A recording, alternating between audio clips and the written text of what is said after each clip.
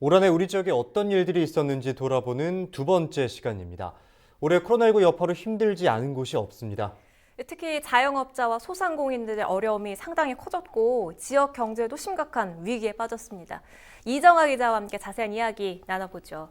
이 기자, 코로나19 여파로 인해서 지금 자영업자들 굉장히 어려운 시기를 보내고 있죠. 네, 말씀하신 것처럼 상황이 좀처럼 나아질 기미가 보이지 않습니다. 취재를 하면서 매년 연말이 되면은 올해는 이제 우리 사회 전반에 어떤 일들이 있었는지 좀 확인을 하고 또 그동안에 달라진 것들은 없는지 이런 보충 취재하는 과정을 보통 취재 기자들이 거치게 되는데 그 늘 연말쯤 되면 한 해 동안 뉴스들이 너무 많아서 추리기가 사실 좀 힘든 정도인데 올해는 코로나19 하나로 대부분 다 정리가 되더라고요.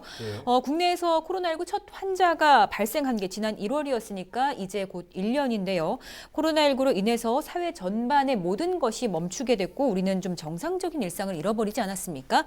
가장 큰 타격을 얻은 부분, 가장 큰 타격이 있었던 부분이 바로 소상공인과 자영업자, 우리 지역의 경제입니다.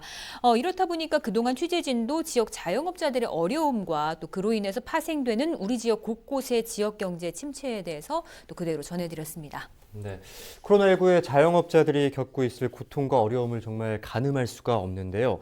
이정아 기자가 인천과 경기 지역 골목상권 곳곳을 자영업자의 목소리를 추려봤습니다. VCR 보고 와서 조금 더 이야기 나눠보겠습니다.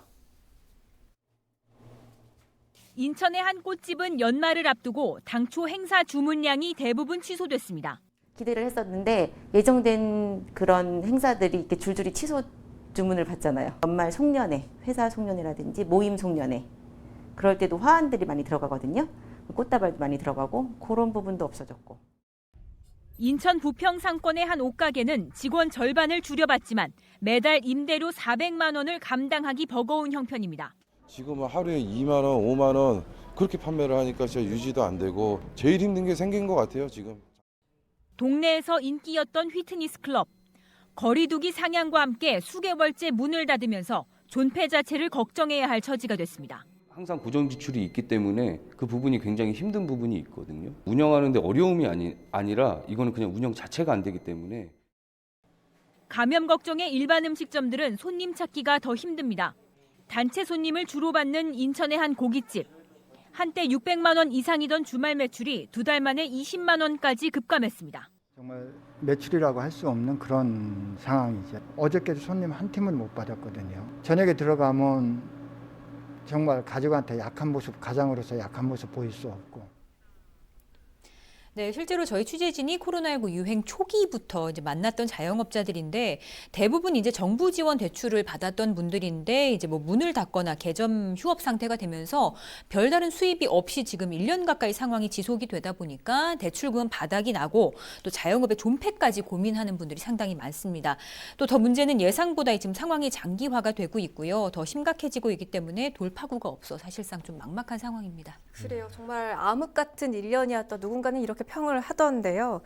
그런데 조금 상황이 나아졌던 시기도 있었습니다. 전 국민에게 재난지원금이 지급된 그 직후 이런 평이 나오고 있는데 실질적인 효과 짚어볼까요? 네, 방금 전 봤던 자료는 재난지원금 지급 전이었는데 경기도가 지난 23일 14개 카드사로부터 받은 지난 4월부터 5개월 동안 도민 소비 자료를 좀 분석한 결과를 발표를 했습니다. 경기도는 코로나19 경제대책으로 도민 한 명당 10만 원씩 재난기본소득을 또 정부는 가구원 수대로 차등 적용해서 가구당 40만 원에서 이 100만 원씩 긴급 재난지원금을 지급을 했죠. 이 두 가지를 합해서 경기도민들이 받은 지원금의 규모는 모두 5조 원이 넘습니다. 이 기간 동안 경기 지역의 카드 사용액은 모두 78조 7천억 원으로 지난해 같은 기간보다 이 7조 7,400억 원, 그 10% 정도 늘었습니다. 상권 유형별로는 음식점 등 골목 상권이 70%, 전통시장이 8%, 이 상업시설 22%로 집계가 됐습니다. 또 다른 분석도 있는데요. 한국개발연구원 KDI 역시 최근 재난지원금 지급 분석 결과를 내놨는데 KDI는 지원금을 지급하지 않았을 경우와 지급 이후를 비교해서 이 지급 이후에 국민의 신용카드 매출이 약 4조 원 늘어난 것으로 분석을 하면서요. 받은 돈의 약 30% 안팎을 소비한 것으로 보인다고 발표를 했습니다. 다만 늘어난 소비의 대부분이 의류나 가구 등 내구재였고요. 대면 서비스나 음식점에서 소비된 돈은 상대적으로 미미했다고 밝혔습니다. 서비스, 음식점 등의 업종의 매출이 이제 크게 줄었는데 감염을 우려하는 소비자들이 이 업종에 대한 소비를 좀 꺼리면서 나타난 현상이라고도 분석을 했습니다. 골목 상권이 느끼는 실제 효과는 크게 없었다. 뭐 이렇게 볼 수 있을 것 같습니다. 네, 다양한 분석들이 나오고 있는데요. 올해 지역 화폐 사용이 늘었다고 들었습니다. 지역 화폐 사용 효과가 어땠는지도 한번 살펴볼까요? 네, 그렇습니다. 올 한 해 지역 화폐 사용이 대폭 늘어났는데 이 사용을 하면 일정 금액을 사용자에게 돌려주는 이 캐시백, 또 인센티브 혜택 등이 이 지자체별로 많게는 10%까지 늘어났기 때문으로 분석이 됩니다. 특히 부천페이는 이달 중순 기준으로 이 발행액 2천억 원을 넘어섰습니다. 지난 10월에 발행액 1,600억 원을 돌파한 이후로 이 2개월 만에 2천억 원을 넘긴 건데요. 또 전년과도 비교해서 발행액은 5.3배, 카드 발급은 3.7배 가량 늘어났습니다. 김포페이도 실적이 좋은데요. 지난해 4월 첫 발행을 시작을 했는데 1년 6개월 만에 발행액이 1,300억 원이 넘었습니다.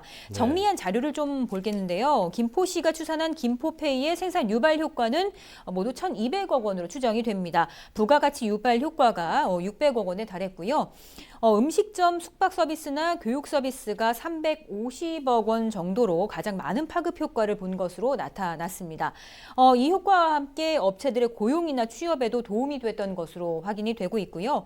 또 그래프에서도 볼 수 있듯이 이 김포 시민의 신용카드 사용액이 파란색 부분인데요. 이용액이 줄어든 것을 볼 수 있죠. 반면에 붉은색으로 표시된 김포페이는 이용액이 크게 늘면서 소비 진작에도 어느 정도 효과가 있었던 것으로 보입니다. 예. 부천페이 또 김포페이의 증가세 짚어봤는데 인천 이음카드도 살펴봐야겠죠? 네, 인천시는 지난 3월부터 코로나19 여파에 얼어붙은 소비를 활성화하기 위해서 일시적으로 캐시백 10%를 지급하는 방식을 선택했는데요. 올해 말까지 연장해서 운영 중입니다. 한 달 결제액 기준으로 50만 원 이하의 10% 캐시백이 지급되는 정책이 유지가 되고 있는 건데 지난달 기준으로 인천 이음의 결제액은 2조 원을 넘어섰고요. 가입자 수는 134만 7천 명으로 인천 경제활동 인구 가운데 80%를 차지하고 있습니다. 네, 알겠습니다. 이정아 기자와 함께 코로나19의 어려운 시기를 보내고 있는 자영업자들의 목소리와 그로 인한 지역경제 여파까지 짚어봤습니다.